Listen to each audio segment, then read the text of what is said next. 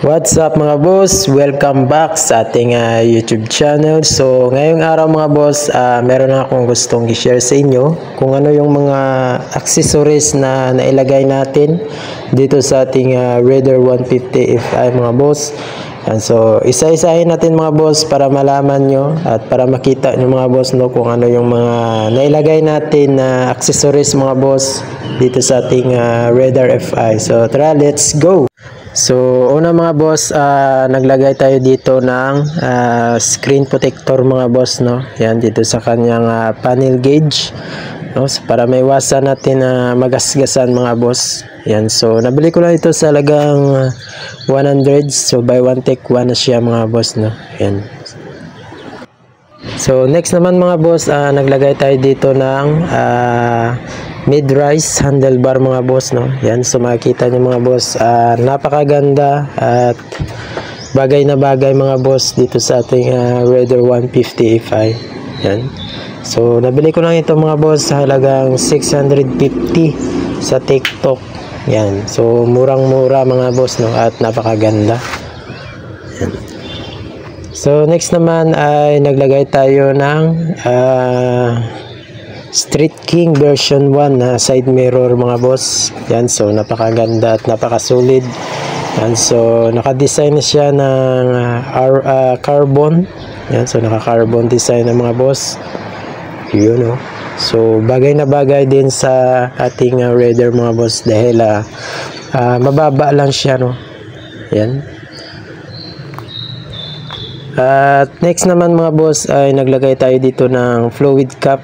Yan, so TRC yan mga boss, no? So napakaganda yan.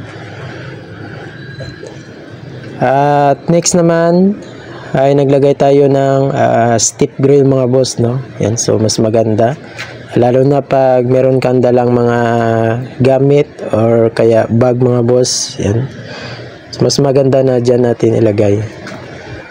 Alright, so next naman mga boss ay naglagay tayo ng radiator cover mga boss, no? So para maiwasan natin mayupi yung ating radiator,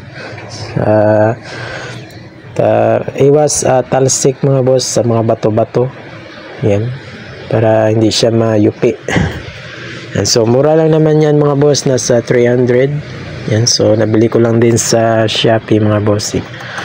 So next naman mga boss ay naglagay tayo ng parang extender yan mga boss, no? Para yung putik niya, so hindi siya tatalsik sa ilalim ng makina natin mga bossing, kasi mahirap linisin yung mga nakadikit na mga putik. Yan. So nabili ko lang din yan mga boss sa Shopee. Alright, so next naman ay nagpalit tayo ng bagong upuan mga boss ni Raider 150 Fi. So napakaganda nito mga boss, napaka-smooth, napakalambot yung kanyang upuan at hindi siya madulas mga boss, ha. And so at hindi siya masakit sa puwet kapag naglo-long ride. Yan, so nabili ko lang ito mga boss sa halagang 2,100 sa Shopee. So right. So next naman ay nagpalit tayo ng mga bolts. Yan, so CNC na bolt mga boss. Yan, so napakaganda, no?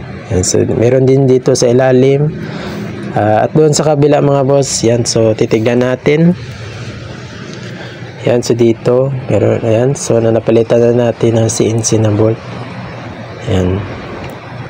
So next naman mga boss ay nagpalit tayo ng oil cap. Yan, so TRC yan lahat mga bossing, no?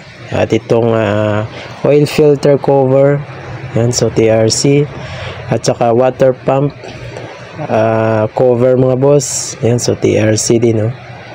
Yan, so yan yung mga nailagay natin mga bossing dito sa ating Raider Fi. So yun lang yung mga nailagay natin na accessories mga boss, no, dito sa ating Raider 150 Fi. And so dagdag angas na naman dito sa ating Raider. Alright, so yun lang mga boss. Sana nagustuhan nyo itong video na to at huwag kalimutan mag-subscribe at i-like ang ating YouTube channel para updated kayo sa mga susunod nating video. So ride safe!